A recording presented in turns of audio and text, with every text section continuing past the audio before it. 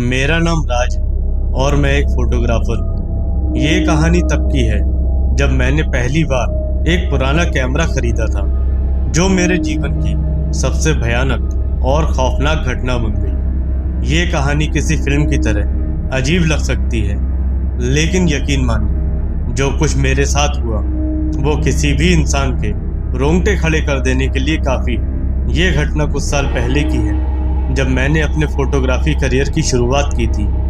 मेरा शौक था कि मैं पुराने ज़माने के कैमरों से तस्वीरें खींचूं।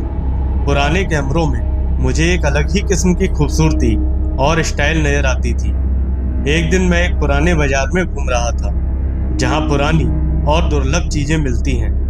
तभी मेरी नज़र एक बूढ़े दुकानदार के पास रखे हुए एक पुराने कैमरे पर पड़ी। ये कैमरा बहुत ही खास दिख रहा था। ये एक पुराना ब्लैक एंड वाइट कैमरा था, जो देखने में बेहद आकर्षक लग रहा था। मैंने दुकानदार से पूछा, ये कैमरा कितने का है? दुकानदार ने मेरी ओर अजीब तरीके से देखा और कहा, ये कैमरा बहुत पुराना है और ये जिस इंसान के पास गया है उसकी ज़िंदगी बदल गई है। मैं इसे बेचने से पहले तुम्हें एक चेतावनी देना चाहता हूँ।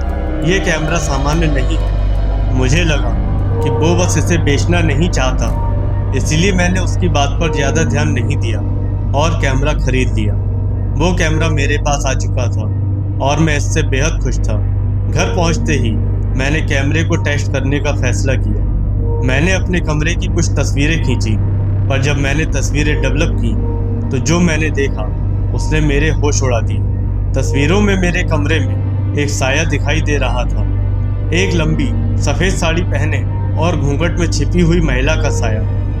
मैंने सोचा कि शायद तस्वीर खराब हो गई होगी या कैमरे में कोई तकनीकी खराबी है। मैंने इसे नज़रअंदाज किया और अगले दिन बाहर जाकर कुछ और तस्वीरें खींचने का फैसला किया। अगले दिन मैं शहर के पुराने इलाके में गया और वहाँ की कुछ इमारतों और रास्तों की तस्वीरें खींची।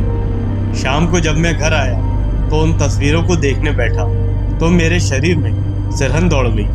हर एक तस्वीर में, चाहे वो किसी गली की हो या इमारत की, वही सफ़ेद साड़ी महिला दिखाई दे रही थी। वो हर तस्वीर में अलग अलग स्थानों पर खड़ी थी, जैसे वो मुझे देख रही हो। मेरे हाथ कांपने लगे। मैंने तुरंत कैमरा बंद कर दिया और उसे अलमारी में रख दिया। लेकिन इसके बाद अजीब घटनाएं शुरू हो गई। उस रात जब मैं सोने के लिए बिस्तर पर लेटा, तभी मुझे महसूस हुआ कि कमरे में कोई और भी है। कमरे में ठंड अचानक से बढ़ गई थी। जब मैंने अपनी आंखें खोली तो कमरे के कोने में वही सफ़ेद साड़ी वाली महिला खड़ी थी।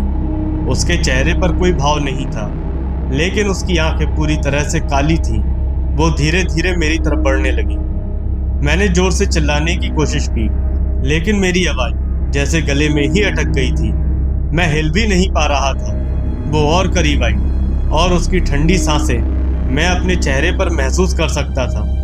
मैंने अपनी आंखें बंद कर ली और जब फिर से खोली तो वो गायब हो चुकी थी। अगले दिन मैंने उस बूढ़े दुकानदार से मिलने का फैसला किया, जिसने मुझे ये कैमरा बेचा था। जब मैं उसके पास पहुंचा तो उसने मुझे देखते ही कहा, मैंने तुम्हें चेतावनी दी थी, ये कैमरा शापित है। जो भी इससे तस्वीर खींचता है उसे उस भूतिया महिला का सामना करना पड़ता है। मैंने उस दुकानदार से उस कैमरे के बारे में पूरी सच्चाई बताने के लिए कहा। उसने बताया कि ये कैमरा पहले एक मशहूर फोटोग्राफर का था, जो पहाड़ों पर अपनी एक फोटोग्राफी यात्रा पर गया था। उस फोटोग्राफर ने गलती से एक सुनसान इलाके में किसी महिला की आत्मा की तस्वीर खींच ली थी। उसी दिन से वह महिला उस कैमरे में बंद गई थी। अब जो भी इस कैमरे से तस्वीर खींचता है, वो महिला उसकी जिंदगी में आ जाती है। मैंने दुकानदार से पूछा कि अब मैं क्या कर सकता हूँ। उसने कहा, इस कैमरे से छुटकारा पाना आसान नहीं है। इसे फेंकने या तोड़ने से कोई फायदा नहीं होगा। इसे सिर्फ वहीं छोड़ा जा सकता है जहां से इसे लाया गया था। मैं तुरंत उस जगह गया जहां से मैंने पहली बार तस्वीरें खींची थी। मैंने वो कैमरा वहीं छोड़ दिया और बिना पीछे मुड़े घर लौट आया। मेरे जीवन में वो डरावनी रात फिर कभी नहीं आई। लेकिन कुछ दिनों बाद मुझे एक अखबार में खबर मिली कि उसी इलाके में एक फोटोग्राफर की मौत हो गई थी। उसकी आंखें खुली थी और उसके हाथ में वही कैमरा था वो भूतिया कैमरा अब शायद किसी और का शिकार ढूंढ रहा होगा। ये कहानी सिर्फ एक चेतावनी है। कभी कभी पुरानी चीजों के पीछे ऐसी भयानक कहानियां छुपी होती हैं जिन्हें जानना आपके लिए खतरनाक हो सकता है। दोस्तों, अगर आपको ये कहानी पसंद आई हो तो वीडियो को लाइक और शेयर जरूर करें।